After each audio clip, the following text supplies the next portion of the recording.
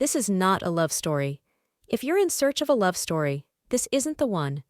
Don't be fooled by the way you see him making me laugh, or wish you had what we have when you see us playing together in the park. Don't wish a man could make you smile with his words the way you see me smiling. Don't do any of it.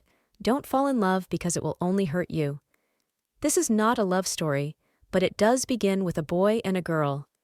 I am the girl sitting on the cliff, staring into space with memories of the love I once had on repeat in my head.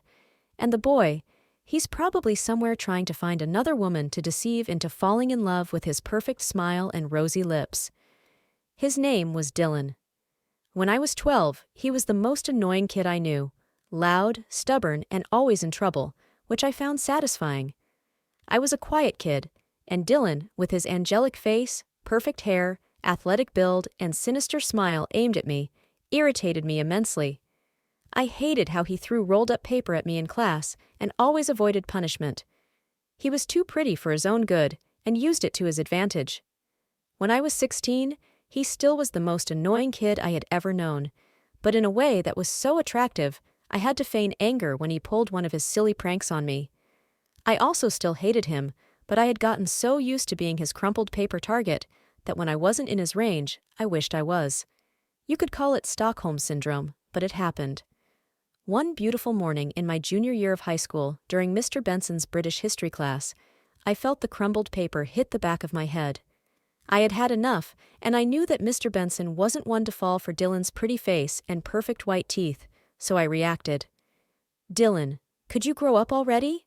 I'm sick of you taunting me, and I think it has gotten a little boring for anyone watching." "Miss Miller, is there a problem?" came Mr. Benson's stern voice.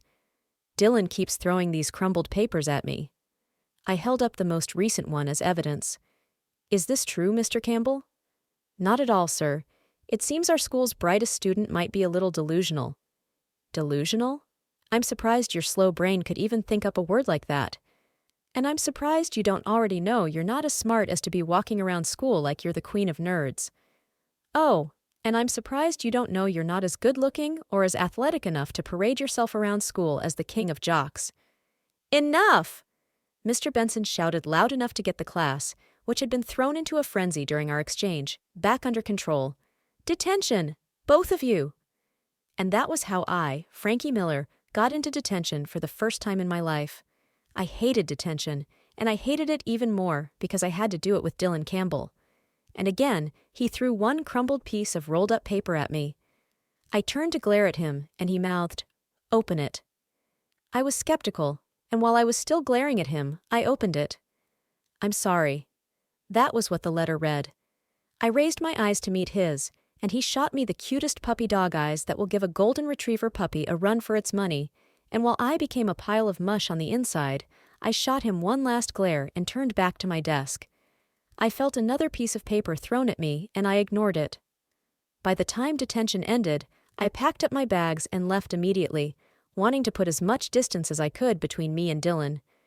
I was walking up when a car pulled up next to me. It was Dylan. "Let me drop you off, Miller." "I'm fine, thanks." His car was moving slowly after me. "Come on, I don't bite. And I'm sorry about today, pretty please." I rolled my eyes at him. "Come on, it would be easier for you to get home if I gave you a ride, and we could listen to Noah Cyrus while we're at it."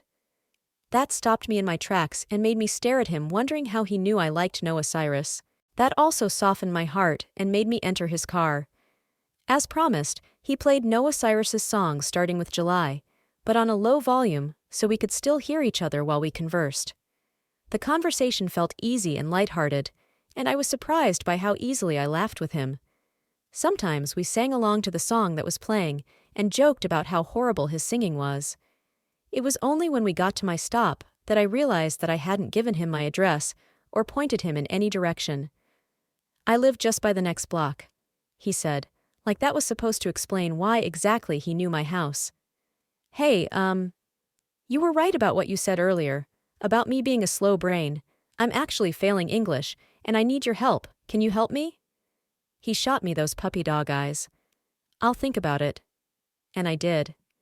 I thought about it and agreed to it, and for the next few months before senior year, I hung out with Dylan Campbell as his tutor, and as more on some days. It happened slowly but surely, and by summer break I was in love with Dylan Campbell, and fortunately, he was in love with me too. The months that followed were filled with us living what I thought were our best lives, and with me planning what I thought would be our future. Unfortunately, Dylan had other plans, which included him moving all the way across the country for college, and nowhere in those plans did he think it was important to tell me.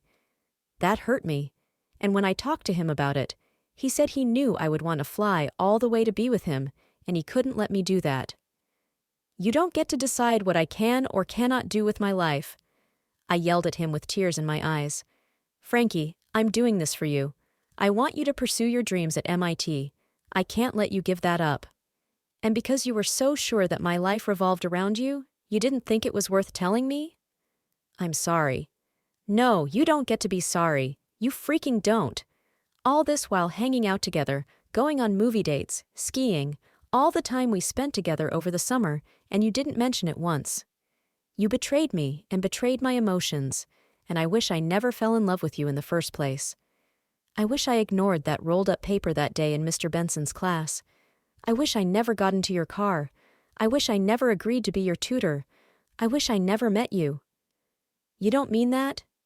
"Oh, I mean every word, Dylan. I don't ever want to see you again." I turned away from him, facing the cliff. There was a long pause between us. "Frankie, I love you. I always have since the first roll of paper I threw at you when we were 12. If only you opened each one, you would have known how much. I will always love you, Frankie, and I hope that you'll be able to forgive me." I perceived that he was no longer standing behind me, and when I turned to confirm, he was gone. I sat on the cliff and let the tears roll down freely as my mind played memories of us in this park. Having a picnic, riding bikes, feeding people's dogs and rubbing their bellies. Now all of those memories were tainted with the thought that he had all those opportunities to tell me, and he kept it away from me. I was so mad at him, and I never wanted to see him again. But why did my heart feel so heavy? Why did it feel like someone had thrust a hand through my chest and squeezed my heart mercilessly? If this is what being in love and losing love feels like, then I don't ever want to be in love again. Good riddance.